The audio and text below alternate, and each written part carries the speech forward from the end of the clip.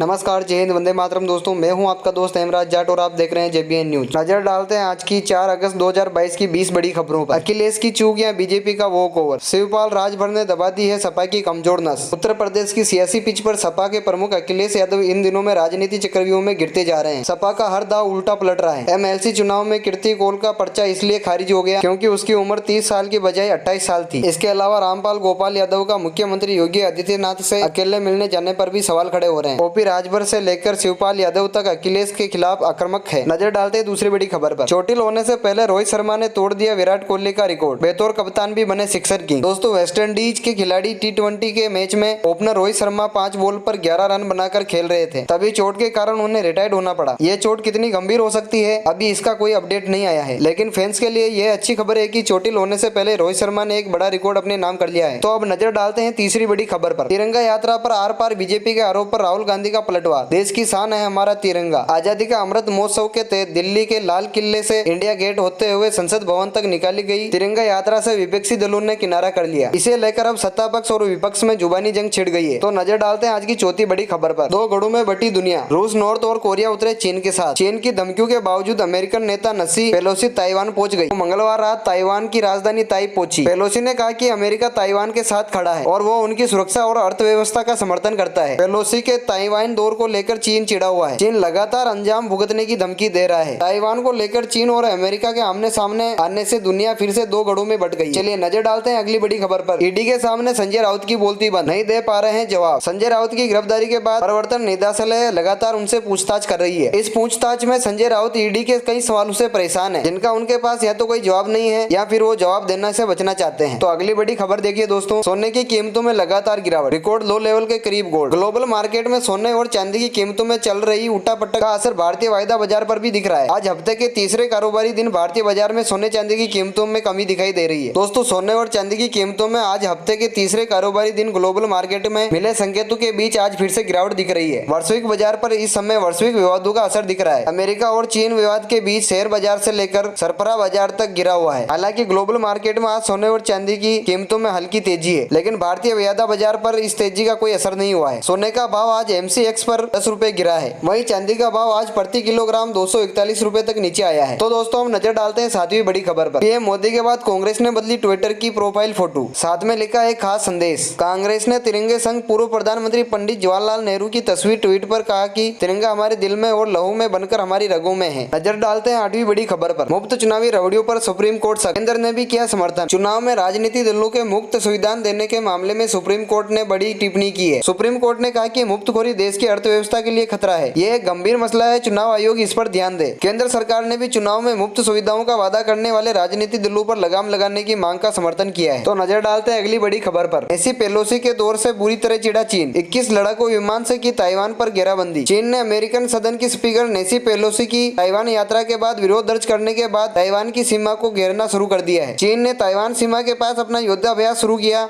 और इसके साथ ही ताइवान की सीमा पर गश्त करते चीनी फाइटर जेट दिखे। ताइवान ने सीमा के पास चीन से J-20 स्टील फाइटर जेट से गश्त किया। चीन ने 21 लड़ाकू विमानों से ताइवान की घेराबंदी की है। तो दोस्तों, आखिरी बड़ी खबर आपके लिए काफी काम की होने वाली है, क्योंकि अब आप सस्ते में खरीद पाएंगे स्मार्टफोन और लैपटॉप। आधी कीमत पर मिल रहे हैं कई प्रोडक्ट्स। तो दोस्तों, अगर आप भी नया स्मार्टफोन और लैपटॉप खरीदने की प्लानिंग कर रहे हैं तो Amazon पर सेल आने वाली है। सेल से पहले ही कंपनी ने डील्स का ऐलान कर दिया है। इस डील में आपको स्मार्टफोन, लैपटॉप और दूसरे प्रोडक्ट काफी भारी डिस्काउंट पर मिलेंगे। यहाँ से आप आधी कीमत पर कई प्रोडक्ट्स को खरीद पाएंगे। कई आइटम पर 75% तक डिस्काउंट